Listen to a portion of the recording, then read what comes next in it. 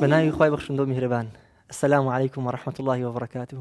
سپاس بۆ خوا گەیشتینەتە فەرموودەی ژمارە 22 لە پرۆژەی نوری جیهان.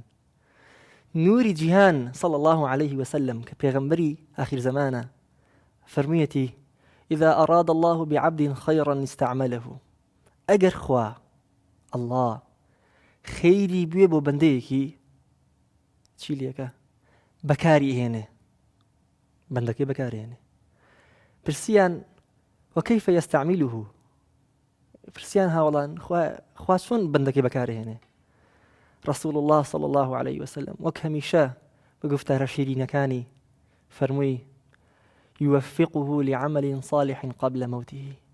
خوا تەوفیقی ئەدا، ئاسانکاری بۆ کارێکی چاک پێش مردنی.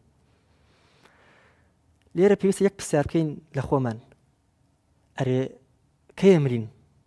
بەچی ئازاین کەی ئەمرین؟ 5 دقەی تر یان ساعاتێکی تر یان 70 ساڵی تر هیچ بڵگێکمان پێیە کە کاتی مردنمان کەیە؟ نەخێر. کەواتە جێبەجێکردنی کردداری ئەم فەرموودێ بۆ ئێمە بریتیە لەوەی کە بەبەردەوامی خەریکی کاری باش بین. خوای گەورەش خۆی تەوفیقمانەدا بۆ کاری باش. ڕەنگە ئێستا کە خەریکی لە بەکردنی فەرموودەکانی پێشبڕکێ و پرۆژەی نوری جیهانیت ئێستا پێش مردنت بێ، چەند ساعاتێکی تر پێڕانەگەیت و نەشگەیتە ئیمتیحانەکە بە منیشەوە. ئەو کارە باشەی کە خوای گەورە بۆ ئێمە خێری ویستووە بەکاری هێناوین لە پەرستنی خۆیدا و لە کارێکی چاکە ئاسانکاری بۆ کردوین، ئەو کارا بێ کە نیشانەی ئەوەیە خوا خێری بۆ ئێمە بێ. کەواتە پێویستە ئەو قسەی بکەین کە زانایان فەرموویانە. ئەگەر ئەتەوێت بزانی پێگەی تۆ لای خوا چەندێکە، ئەوە سێر کە بزانە پێگەی خوا لە ژیانی ڕۆژانە تا چەندێکە.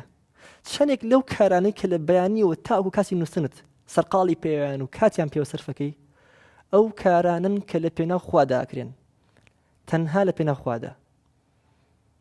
ئەگەر کاتەکانت زۆر بەخواوە سەرقاڵەمەی هۆ دڵت خۆش بێ، لەبەرەوەی لای خوش تۆ پێگەت بەرزە.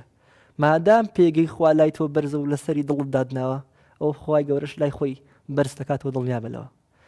بیرمان نەچێ ئەگەر خوا بیەوێ بەندەیەکی تووشی خێر بکە بەکاری ئێهێنێ. لە فەرموودێشە ڕەسوڵ الله فەرمێ صلی الله عليه وسلم ئاسانکاری بووە کە تەوفیقیەدا بۆ کارێکی چاک پێش مردنی.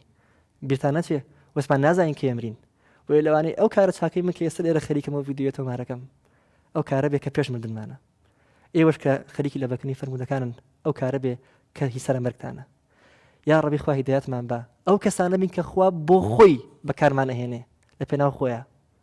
تکایە با دوعای بکەین خوایە بۆ خۆت بەکارمان بێنی. ئامین. والسلام عليكم ورحمة الله وبركاته.